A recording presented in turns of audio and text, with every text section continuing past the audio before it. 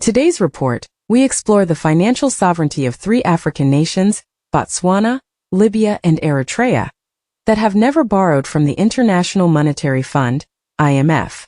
We also delve into Burkina Faso's bold move under President Ibrahim Traoré, who recently rejected IMF loans, challenging traditional financial dependencies.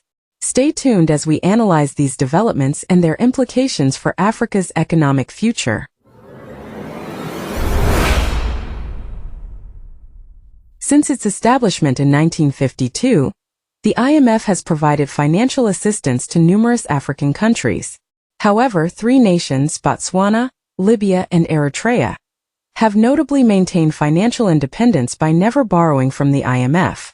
Let's delve into how these countries achieved this autonomy. Starting with Botswana, a landlocked nation in southern Africa. With a population of approximately 2.72 million, Botswana has achieved financial autonomy through prudent resource management and innovative economic strategies. The country's GDP is projected to grow by 3.6% this year, reflecting its stable economic environment.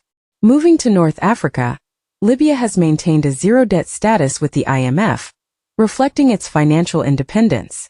Despite political challenges, Libya's substantial oil reserves have enabled the nation to sustain its economy without external borrowing.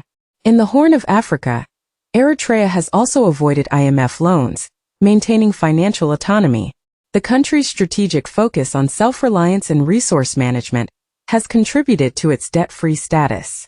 Collectively, 48 African countries owe approximately $42.2 billion to the IMF, accounting for about one-third of the IMF's total outstanding credit. Between 1952 and 2023, the IMF committed 1,529 loans globally, with around 40% directed to African nations. On average, each African country accessed IMF resources 12 times, slightly above the global average of 10. The five largest African borrowers from the IMF in terms of loan volume are Egypt $15 billion, Côte d'Ivoire $4.3 billion, Ghana $4.3 billion, Kenya $4.1 billion, and Angola $4.1 billion. Together, these countries account for over 40% of IMF lending to Africa. In a bold assertion of financial sovereignty, President Ibrahim Traoré's administration in Burkina Faso chose to forego the IMF's extended credit facility.